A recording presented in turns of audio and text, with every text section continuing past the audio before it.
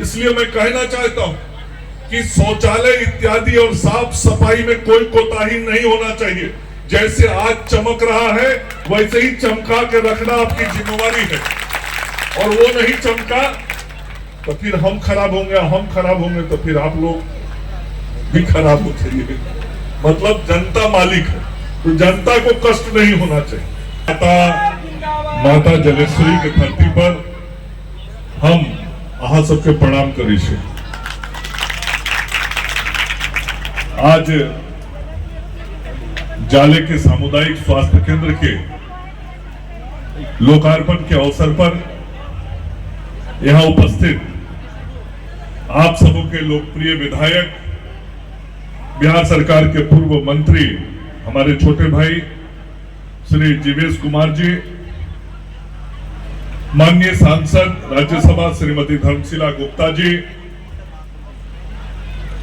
दरभंगा के जानदार शानदार जुझारू कर्मठ विधायक भाई संजय सरावगी जी, जिला बिसूत्री के उपाध्यक्ष गोपाल मंडल जी, यहां उपस्थित civil surgeon doctor Arun Kumar ji, CSC Jale के प्रभारी doctor Vivekanand Jha ji, DGM BMSICL Yogendra Kumar ji, Vijay Kumar Chaudhary ji, Ankur Gupta ji, Umesh Kushwaha ji, Sapna Bharti ji, Vipin Pathak ji, Athar Imam Beg Tony ji, Shri Ram Sudisht Baitha ji, Shivshankar Shah ji, doctor Raghvendra Prasad ji, और कार्यक्रम का सफल संचालन कर रही बहन अंजनी निषाद जी, मंच पर उपस्थित अन्य सभी सम्मानित हमारे नेतागण, और आज के इस लोकार्पण के अवसर पर उपस्थित जाले के हमारे सभी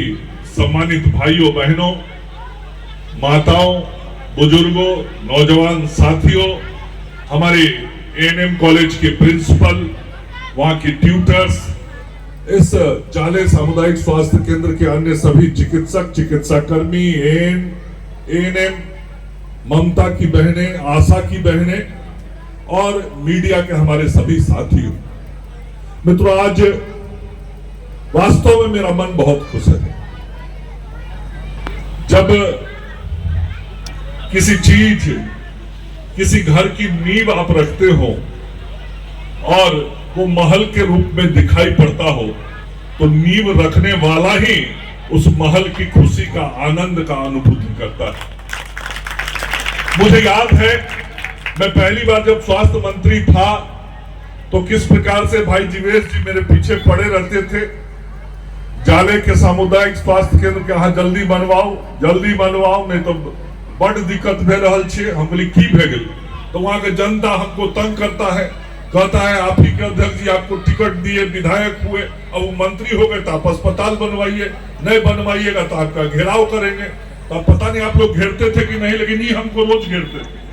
हमको जब बैठे सचिवालय में पता कर ले, आके पहुंच के हमको घेर दे। अब इनको देखते देखते हम कहने लगे कि अच्छा आपका हम सीएससी जरूर बनवा देंगे 30 बेड का।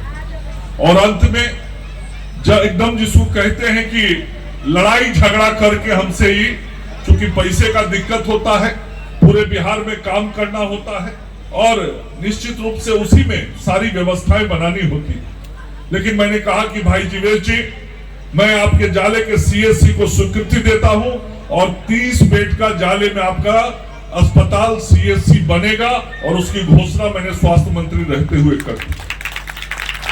जब भवन बन गया और इस बार फिर से मैं आप सबों के आशीर्वाद से दोबारा इस दायित्व पर आ गया, तो जीवेश जी फिर कहने लगे अब आपको चल के उद्घाटन करना होगा। हम बोले पटने से करा देते हैं, माननीय मुख्यमंत्री जी से करा देते हैं, हमारे नड्डा जी आए हुए उनसे करा देते हैं।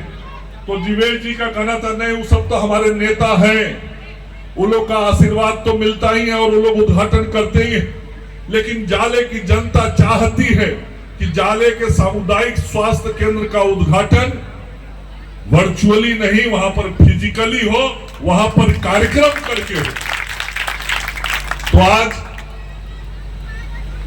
23 तारीख को हम सब लोग आपके बीच आ गए हैं, और आज आके विलंब जरूर हुआ है, उसके लिए क्षमा भी चाहते हैं, लेकिन आज आके आपके इस अस्पताल का उद्घाटन कर रहे हैं। अब अस्पताल कैसा बना है मुझे बोलने का जरूरत नहीं है, आप देख रहे होंगे। कुछ संजय सरावगी जी ने बताया, कुछ जीवेश जी ने बताया, और इसी तरह के जो अस्पताल कई जगह बने हुए हैं, तो वहां डॉक्टर साहब लोग को दिक्कत हो रहा है आजकल।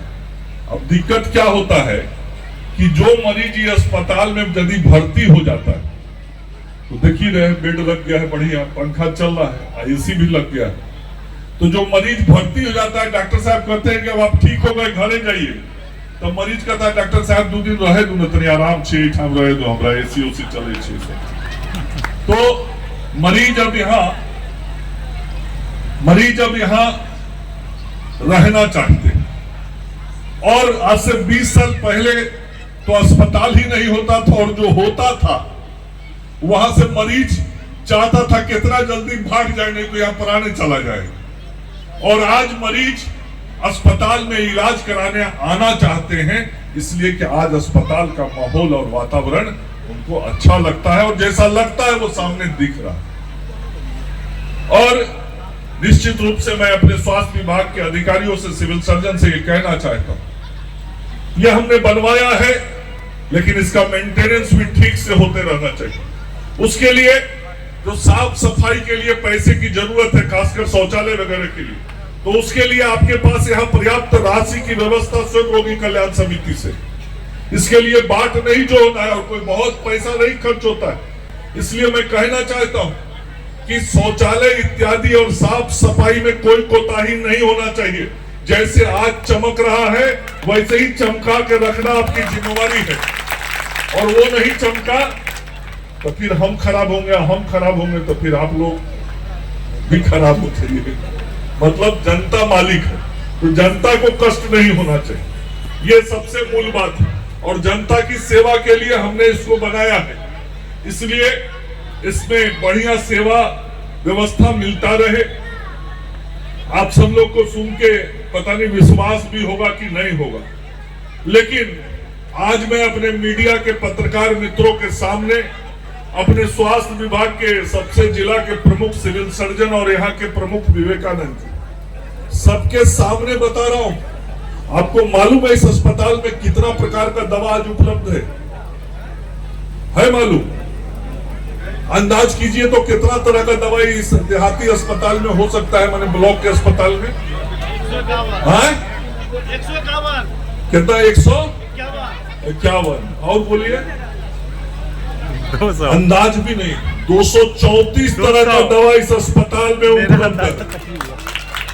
और यही नहीं, बिहार के सभी अस्पतालों में उपलब्ध है। जो 151 बोले ना, वो एपीएससी वाला में है, इससे छोटका अस्पताल में। एपीएससी में 151 दवा मिलेगा। और बिहार आजादी के बाद पहली बार सरकारी अस्पतालों में दवाई पहुंचाने में देश में नंबर 1 आया है। पिछला महीना नंबर 1 बिहार। इतने ताली बजेगा इतना दवाई आने पर, तब तो फिर दवाई पहुंचाने का कितना बड़ा काम हुआ। आजादी मिले हुए 75 साल से अधिक हो गए, कभी बिहार टॉप नहीं किया था, अब बिहार टॉप कर गया है दवाई पहुंचाने में। और व्यवस्था इसी तरीके से बनी रहेगी, मैं ये भी बताना चाहता हूँ। ऐसा नहीं है कि कोई 1 महीना दवा कम मिलेगा, अगला महीना कम हो, तो वही ना। आगे और बेहतर व्यवस्था मैं कर रहा हूँ, तो दवाइयां पर्याप्त मिलेगी। बात रहा नर्स और डॉक्टर का, तो मैं कहना चाहता हूं 2005 के पहले तो कुछ था ही नहीं। 2005 के बाद माननीय मुख्यमंत्री नीतीश कुमार जी के नेतृत्व में बहुत परिवर्तन हुआ, लेकिन जब हम 2017 में मंत्री बने तो मुझे आदरणीय नीतीश जी ने कहा कि मंगल जी 2005 से 2017 तक स्वास्थ्य विभाग के सुधार का फेज 1 था, अब आप आए हैं तो फेज 2 शुरू होना चाहिए। और जो नई आधुनिकतम व्यवस्थाएं हैं उन सारी व्यवस्थाओं को राज्य के अंदर लागू कीजिए। मेरी और सुशील मोदी जी की ये जिम्मेवारी, उस समय हमारे नेता सुशील जी थे, हम दोनों की जिम्मेवारी है, हम कभी पैसे की कमी आपको नहीं होने देंगे।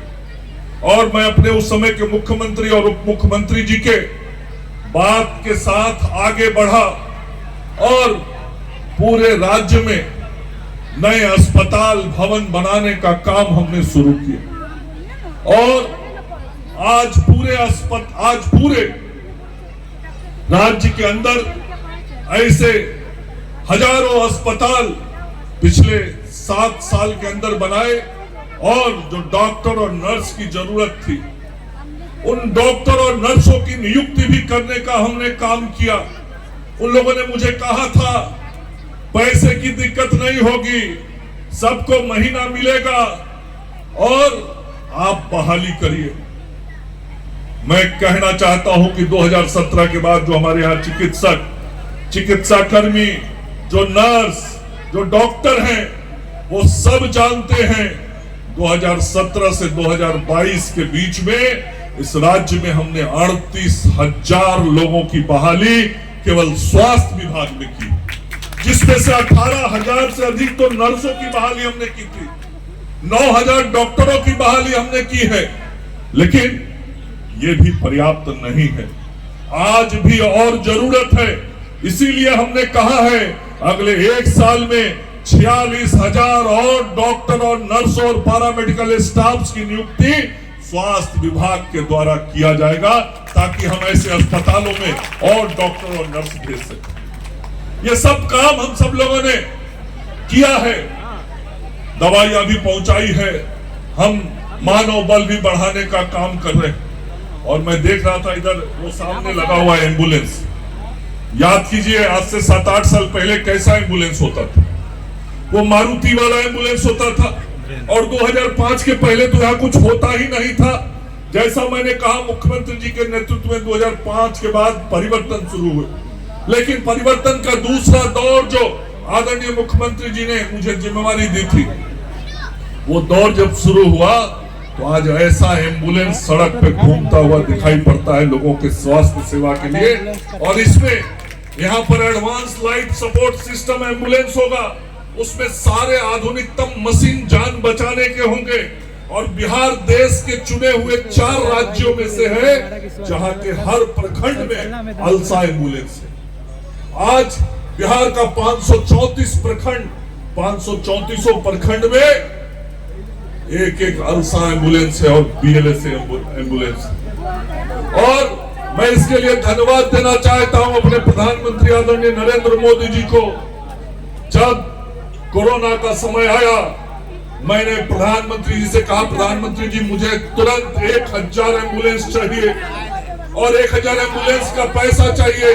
मनसुख भाई मांडविया हमारे स्वास्थ्य मंत्री थे, भारत की सरकार से मैं 1,000 एम्बुलेंस का पैसा लेके आया और आज ये जो एम्बुलेंस दिखाई पड़ रहा है ये नरेंद्र मोदी जी की सरकार का दिया हुआ है, जो बिहार के गांव में चलता है। आप कहीं भी जाइए सड़क पर 20-30 किलोमीटर आप चल लीजिए, दिन हो कि रात हो, आपको एक चलता हुआ एम्बुलेंस दिखाई पड़ जाएगा और उस एम्बुलेंस में किसी का जान बचता है, कोई मरीज अस्पताल में जा रहा होता है। इस प्रकार से परिवर्तन हम सब लोगों ने स्वास्थ्य विभाग के अंदर किया है। और आज बहुत महत्वपूर्ण दिन, आयुष्मान भारत योजना के लागू हुए आज 6 साल पूरे हुए हैं। आज से 6 साल पहले नरेंद्र मोदी जी ने इस देश में गरीबों के लिए 5 लाख रुपए तक के मुफ्त इलाज की व्यवस्था की शुरुआत की थी। आज 6 साल पूरा हो गया है। मैं जाले की इस धरती से अपने आदरणीय प्रधानमंत्री जी को धन्यवाद देना चाहता हूं कि 5 लाख रुपए तक का इलाज गरीबों के लिए आपने मुफ्त कराया। और इस राज्य में उस योजना के बाद भी लगभग 58 लाख लोग, 58 लाख परिवार, 3 करोड़ लोग बच गए थे जिनको आयुष्मान योजना का लाभ नहीं मिला था। मैंने मुख्यमंत्री जी से कहा, मुख्यमंत्री जी ये 3 करोड़ गरीब हमारे गांव के बच गए हैं, 58 लाख परिवार बच गया है, उनको भी 5 लाख रुपए तक के मुफ्त इलाज की सुविधा मिलनी चाहिए। और मुझे आपको बताते हुए खुशी हो रही, आदरणीय नीतीश कुमार जी ने मुझे इस बात की स्वीकृति दी। उन्होंने बोला मैंने पहले ही आपको बोला हुआ है, स्वास्थ्य व्यवस्था के सुधार के लिए आपको जो काम करना है कीजिए, पैसे की कमी नहीं होने दी जाएगी। और मुख्यमंत्री जी ने निर्देश दिया कि 58 लाख परिवारों के लिए भी मुख्यमंत्री जन आरोग्य योजना शुरू कर दीजिए। और कल ही पटना में मैंने मुख्यमंत्री जन आरोग्य योजना की शुरुआत कर दी और अब बिहार में इस जाले में संजय जी और धर्मशिला जी, अब जितने भी राशन कार्डधारी इस बिहार में, सभी राशन कार्डधारी या तो प्रधानमंत्री जन आरोग्य योजना से या मुख्यमंत्री जन आरोग्य योजना से कवर्ड हो गए हैं। पूरे राज्य में लगभग 8.5 करोड़ लोगों को हम लोगों ने, आदरणीय प्रधानमंत्री जी और माननीय मुख्यमंत्री जी ने इस चिंता से मुक्त कर दिया कि अब 5 लाख तक का इलाज कराना होगा तो किसी को ना तो जमीन बंधक रखना पड़ेगा, ना जेवर बेचना पड़ेगा। एक कार्ड लेके जाएगा और 5 लाख तक का इलाज दिल्ली और बंबई के भी बड़े बड़े अस्पतालों में करा के आएगा। ये निश्चिंतता, ये गरीबों की सेवा हम सब लोगों ने की। और समय की कमी है, बगल में किसान सब बहुत बड़ी संख्या में आके बैठे हुए, नहीं तो मैं बहुत सारी चर्चा करता, लेकिन एक बात मैं कहना चाहता हूं, यहां जाले की जनता आई हुई, हम सब लोग केवल स्वास्थ्य विभाग में नहीं सभी विभागों में काम कर रहे हैं, लेकिन हमारे आदरणीय राष्ट्रीय अध्यक्ष और भारत सरकार के स्वास्थ्य मंत्री जेपी नड्डा जी एक बात कहते हैं, वो बात मैं यहां दोहराना चाहता हूं। वो कहते हैं बिहार बदला है, बिहार बदल रहा है, बिहार विकास की ओर बढ़ रहा है, बिहार आत्मनिर्भर हो रहा है, बिहार विकसित हो रहा है। तो जिस तरीके से बिहार बदल रहा है, आप जो जनता जनार्दन इस लोकतंत्र के मालिक हैं, आप यदि बिहार को ऐसे ही बदलते देखना चाहते हैं, आप चाहते हैं कि ऐसी ही सड़कें बने, ऐसा ही अस्पताल बने, ऐसी ही यहाँ की व्यवस्थाएं ठीक हो, आप यदि बिहार को इस तरीके से बदलते हुए देखना चाहते हैं तो मंच पर इधर बैठे हुए लोगों को नहीं बदलना होगा। यदि इन लोगों को बदल दिए तो फिर वो भी बदल जाएगा, सड़क गड्ढा हो जाएगा और अस्पताल व्यवस्था से नदारद हो जाएगा। इसलिए इसको बनाए रखने के लिए आपका आशीर्वाद भी चाहिए, ताकि हम आपकी सेवा करते रहें। तो इस सेवा की आकांक्षा के साथ और भाई जीवेश को आपका पूरा आशीर्वाद मिलता रहे, चूंकि उनके जैसा परिश्रमी मंत्री जब थे तो भी लगातार अपनी क्षेत्र की चिंता करना, जनता को मालिक समझना, जनता को भगवान समझना और उस जनता के लिए सेवा करना और उस सेवा को अपना धर्म समझना, ये जीवेश कुमार जी को काम करते हुए मैंने देखा है। ऐसा जनसेवक बहुत मुश्किल से मिलता है, वो हो संजय सराव की हो, ऐसे जो लोग बहुत मुश्किल से ऐसे जनसेवक मिलते हैं जो सुबह उठने से रात तक जनता के लिए लगे रहते हैं। इसलिए ऐसे सेवकों को भी मजबूत करके रखना है। हम सब सदैव आपकी सेवा में हाजिर रहेंगे। आज इस सेवा को आप सबों के सेवा में लोकार्पित करता हुआ अपने को बहुत धन्य पा रहा हूं। आप सबों का बहुत बहुत धन्यवाद। नमस्कार, जय हिंद, जय भारत। रात नहीं ख्वाब बदलता है, मंजिल नहीं